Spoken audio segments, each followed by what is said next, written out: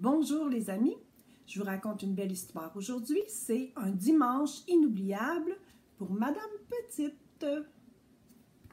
Madame Petite qui était vraiment très petite. Elle est tellement petite qu'elle vit dans un trou de souris. Il lui arrive d'en sortir bien sûr. C'est ainsi qu'un matin, elle quitta son logis car elle avait besoin d'un peu de laine pour terminer le foulard qu'elle tricotait. L'entreprise se révéla périlleuse. Madame Petite glissa et se retrouva à l'intérieur d'une poche. On a beau être petit, une poche grande comme un mouchoir de poche, c'est tout de même inconfortable. Je me demande bien, c'est la poche de qui?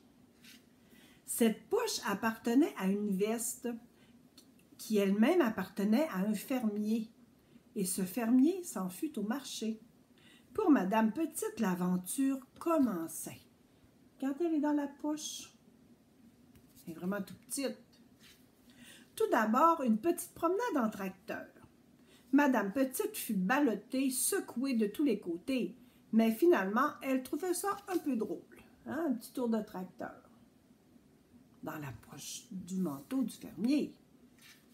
Youpi, je vais bien m'amuser. Après tout, je n'ai pas souvent l'occasion d'aller me promener et j'aurai plein de choses à raconter à mes amis.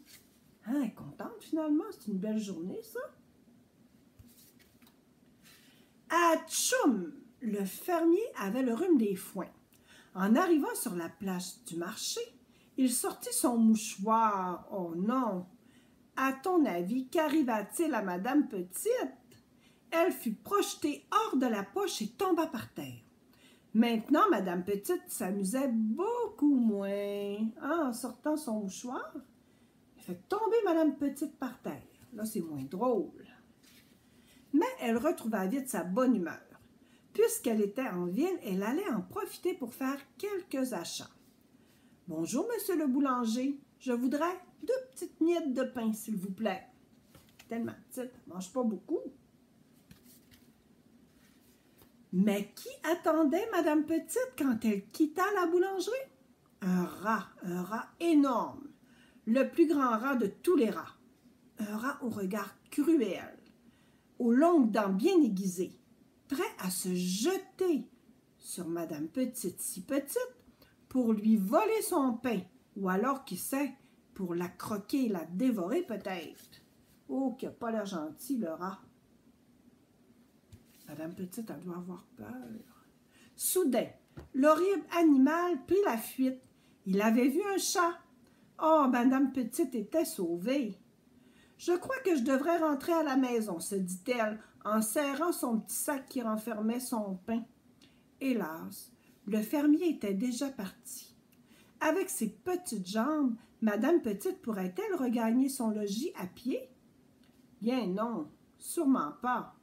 Elle dut se résoudre à faire de l'autostop. Mais encore aucune voiture ne venait. Puis elle est tellement petite, est-ce qu'ils vont la voir? Pauvre Madame Petite. Elle était là, si petite, sur cette route de campagne, désespérément vide. Au bout de quelques instants, la pluie se mit à tomber. Alors de grosses larmes roulèrent sur les joues de Madame Petite. Si seulement quelqu'un venait à passer, sanglota-t-elle, pauvre petite. Elle est vraiment mal prise.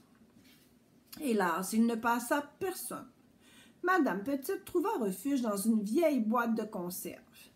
Et pour avoir un petit peu moins froid, pour avoir un petit peu moins peur, elle se recroquevilla sur elle-même, se pelotonnant tant bien que mal dans son abri de fortune. Surtout, ne fais pas de bruit. Madame Petite va peut-être s'endormir. Elle va peut-être s'endormir dans sa petite boîte de conserve. Lorsque Madame Petite s'éveilla, la pluie avait cessé. La lune et les étoiles illuminaient un ciel sans nuages.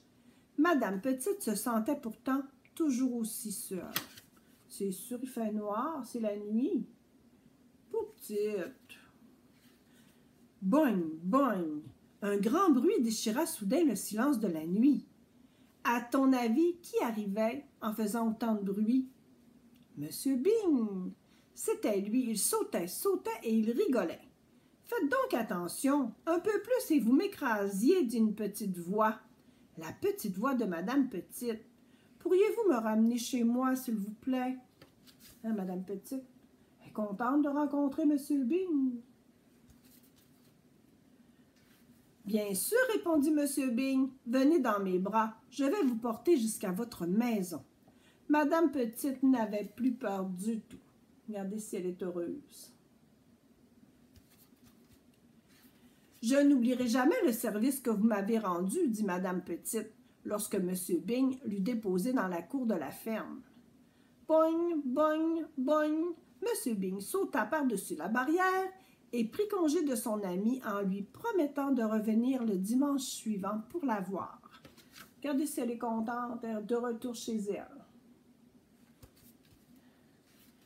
« Oh, mon pain est tout mouillé, se plaignit Madame Petite en rentrant chez elle.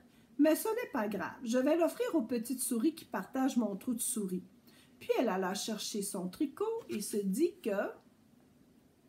Qu'est-ce qu'elle va se dire? Elle va se dire qu'on est bien chez nous, je pense. Le foulard qu'elle avait commencé à tricoter était... Oh, que c'est gentil!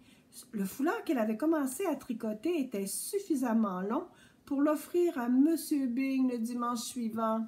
Alors, elle va donner en cadeau le beau foulard qu'elle a tricoté pour remercier Monsieur Bing de l'avoir ramené à la maison. Alors, c'était la belle histoire de Madame Petite. Bye les amis!